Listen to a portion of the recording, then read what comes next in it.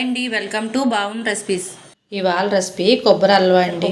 Dry roast చేసుకోవాలండి. చేసుకున్న తర్వాత మెత్తటి పొడిలా చేసుకోవాలి. ఇలా మెత్తటి పొడి చేసుకోవాలండి. ఇప్పుడు ఈ పెసరపప్పు పొడిని ఇందులో వేసుకోవాలి. మిక్సీ జార్లో కొబ్బరి కూరని కూడా వేసుకోవాలి.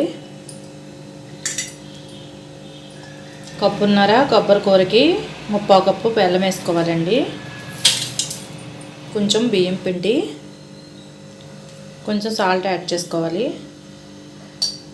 కొంచెం శనగపిండి వేసుకుని మిక్సీ పట్టుకోవాలండి మెత్తగా. ఇలా నలిగిన తర్వాత చిన్న గ్లాస్ వాటర్ వేసుకోవాలండి. మళ్ళీ ఒకసారి మిక్సీ పట్టుకోవాలి. చూసారా ఇలా నలగాలి. ప్యాన్ పెట్టుకుని నెయ్యి వేసుకుని నెయ్యి వేడెక్కిన తర్వాత జీడిపప్పు బాదం పప్పు వేయించుకోవాలి. జీడిపప్పు బాదం పప్పు ఇలా వేగితే సరిపోద్దండి. ఇప్పుడు ఇవి తీసుకుని పక్కన పెట్టుకుందాం. జీడిపప్పు బాదం పప్పు వేయించిన ప్యాన్లోనే మరి కొంచెం నెయ్యి వేసుకుని మిక్సీ పెట్టుకున్న కొబ్బరిని బెల్లాన్ని యాడ్ చేసుకోవాలి. ఇలా వేసిన తర్వాత కలుపుతూనే ఉండాలండి, లేదంటే అడుగు పడుతుంది. ఇలా ప్యాన్ నుంచి సపరేట్ అయ్యే వరకు వేయించుకోవాలండి. ఇలా వచ్చినప్పుడే కొంచెం యాలకుల పొడి కూడా యాడ్ చేసుకోవాలి.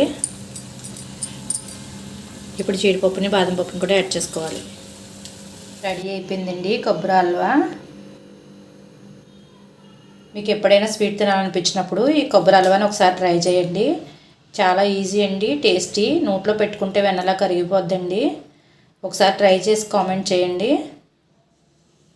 ఈ వీడియో కనుక నచ్చితే లైక్ చేయండి, షేర్ చేయండి. మరిన్ని రెసిపీస్ కోసం సబ్స్క్రైబ్ చేయండి.